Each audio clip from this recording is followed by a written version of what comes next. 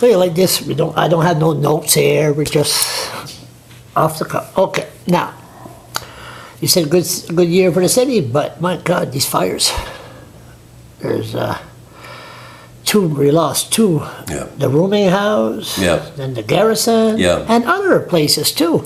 Well, when I say it's a good year, Charles, I'm an eternal optimist, and I always look for the silver lining in a cloud.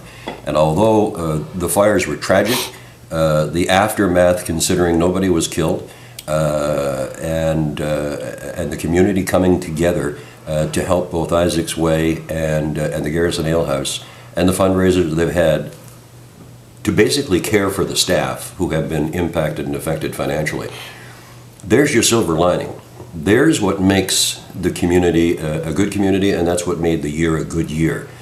So we could do this interview, and it could be like a pretty sad interview talking about what has happened. What I tend to do is I tend to take the good that's happened in a bad situation, and there always is something good that will come out of something that is not good. There's been a lot of good in this community as a result of these two tragic situations that I think have built more character in the community and more of a sense of community.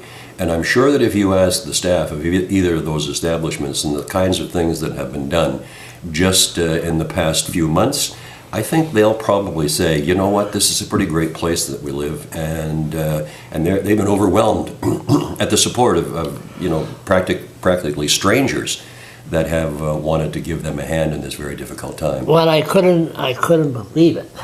I went to Baptist Church, and Pastor Terry Eckerson, or Nancy Murphy, told the Sunday service that last night 26 people lost their home, rooming house, and the next day was Thanksgiving. Yeah. And if you could help, and the people that showed up at the Brunswick Baptist Church.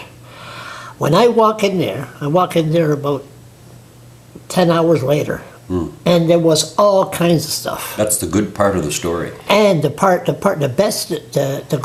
good stuff was gone already. Yeah.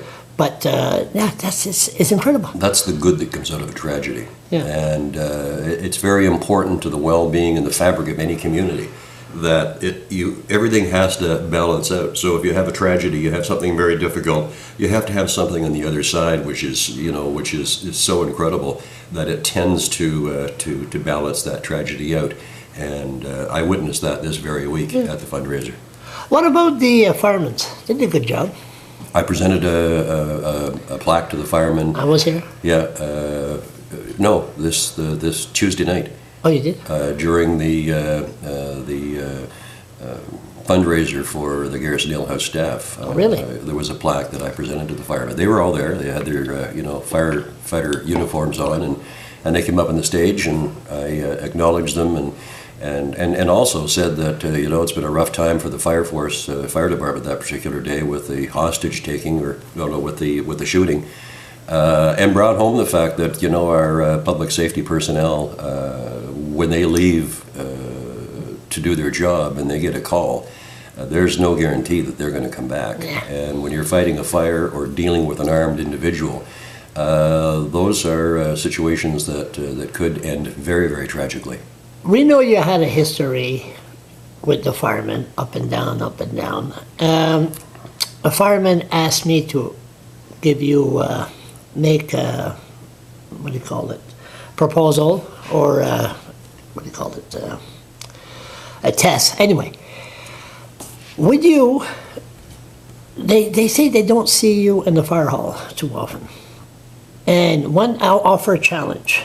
If you'd be ready to go on call with them, just to see what they do. I know what they do because I have a scanner. A police scanner, yeah.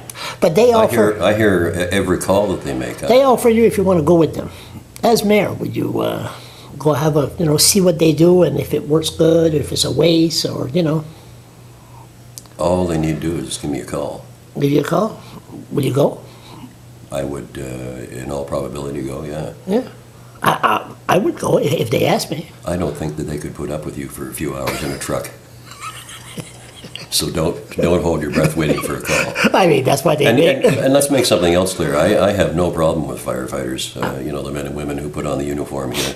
I've had some run-ins with the union members, I guess, and that's to be expected. It's not only something that's unique to this community, it's unique across the country and in North America itself. So I've never had problems with firefighters. I can't say nothing because this idiot not supposed to put no jacket on the stove. And they saved my place. They saved your place, and you've got to be a little sharper. I mean, that doesn't make any sense to be putting a jacket on top of a stove that you haven't turned off. I'm walking ready to do it. But you're getting to be around that age where you start to forget things, and you can't remember things. Yeah, So you've got to be extra careful. As a matter of fact, you shouldn't be around fire. Anyway, our firemen doing a fine job, and you will. So I'll tell them to give you a call. Well, they shouldn't have to be told to give them any time that they want me. I mean, basically I've gone out on police rides before, and, I probably know a little better what firefighters do because that's my trade. I'm a firefighter, licensed, firefighter. You are? I was a crash rescue and structural firefighter in the Air Force, so I've got my certificate, finished third in my course. Came back to Fredericton, they needed 4 firefighters. I applied for the job and didn't get it. So I was. And then we end up having pretty U.S. heartbroken. Mayor. Yeah, I was pretty heartbroken because it's after having dropped out of school, the only thing I really had going for me was the fact that I was I had graduated from fire school in Borden, Ontario, with the Canadian Air Force and finished third out of 40-some people. So I thought my chances of getting a job in the place that I love would be rather simple. But I figured out the same thing that people are dealing with today. It's not what you know, it's who you know in a lot of instances. So I didn't know a lot of people, didn't get the job, and that was the end of that. But you're mayor. If you would have got the job, maybe we wouldn't have this conversation. I'm still putting out fires.